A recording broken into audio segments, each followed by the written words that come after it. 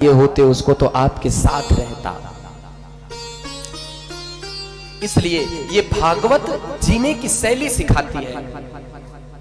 आजकल हर एक व्यक्ति से पूछिए तो वो बहुत परेशान है, बहुत चिंतित है। वो कहता है महाराज जी बहुत दिक्कतें हैं जीवन में, लाइफ में बहुत प्रॉब्लम्स हैं, बहुत टेंशन है, सब परेशान होंगे जिंदगी से। तो मुझे लगता है भैया जिसको जिंदगी जीना नहीं आता उसके लिए जिंदगी भार बन जाती है और वो अपने लाइफ को, अपने जिंदगी को ढोते हैं, जीते नहीं है, ढोते हैं। और जो जिंदगी जीने की शैली जिसके पास आ जाती है उसके लिए जिंदगी भैया मंगल महोत्सव बन जाती है, वो जीते हैं प्रसन्नता के साथ। क्योंकि मैं कहा करता हूं कि जिंदगी जीना आसान नहीं होता, जिंदगी जीना आसान नहीं होता, बिना संघर्ष के कोई महान नहीं होता। और जब तक ना पड़े हथौड़े की चोट प्यारे पत्थर भी भगवान नहीं होता। पत्थर को भी पूजना होता है हो तो आगे पिटता है। न जाने उसको जो बनाता है मूर्ति को न जाने कितने हथौड़े उसमें मारता है, न जाने क्या क्या करता है, कितना संघर्ष करता है, उसके बाद जाकर के वो पूजा में बैठता है, पूजन करवाने के योग्य बनता है। ऐसे ही जिंदगी है भैया, जब तक संस्कार नहीं आप में आएगा, जब तक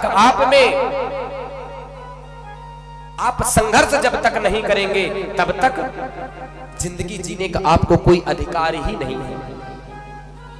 जैसे मूर्ति को पिटना पड़ता है तो वो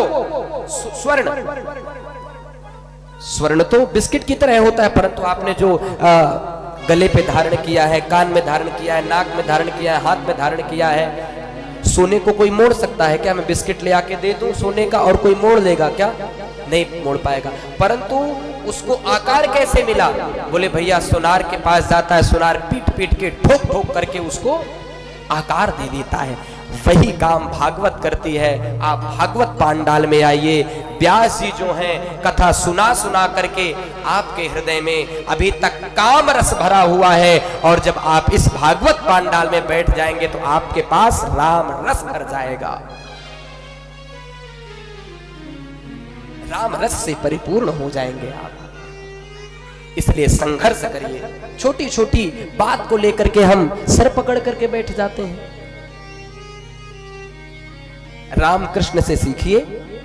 राम जी तो जन्म लेते ही महाराज दिक्कतें आने लगी। श्याम जी जन्म लिए देर नहीं हुई कि भैया जब बच्चा होता है तो माताएं कमरे से बाहर माता खुद नहीं निकलती। जब बेटा उसको क्या कहते हैं? सोरी क्या कहते हैं भाई, हमको नहीं पता।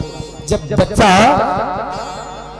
गर्भ से बाहर आता है तो 10 दिन की 1 महीना उसको घर पे रखा जाता है, बाहर नहीं निकाला जाता। क्यों? क्योंकि भैया इसको हवा लग जाएगी। और मेरे बांके बिहारी जन्म लेते ही सूप में लेट करके चल दिए। बारिश होने लगी, नंद भवन पहुंचे, देर नहीं लगी। 7 दिन के थे, सुई पूतना मौसी आ गई।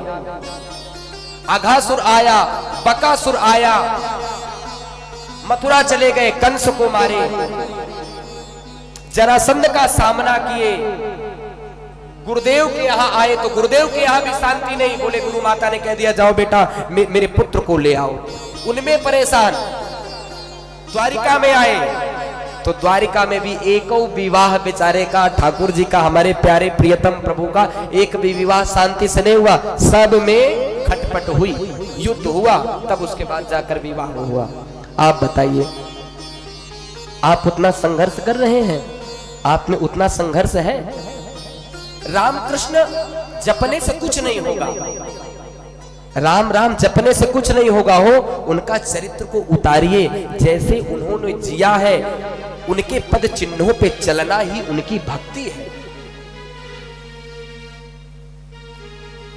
तो मेरे भगवान के प्रेमियों, जिंदगी जीना आ जाता है जो भागवत। इसलिए मैं तो सभी से कहूंगा कि जितनी भी माताएं यहाँ पे विराजमान है, जितना भाई विराजमान है,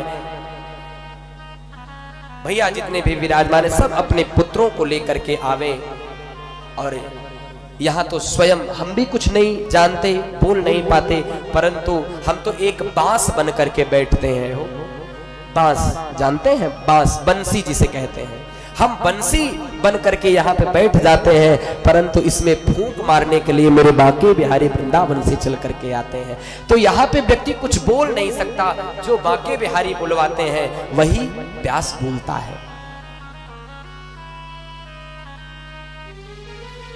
हम सब बड़े बड़भागी हैं।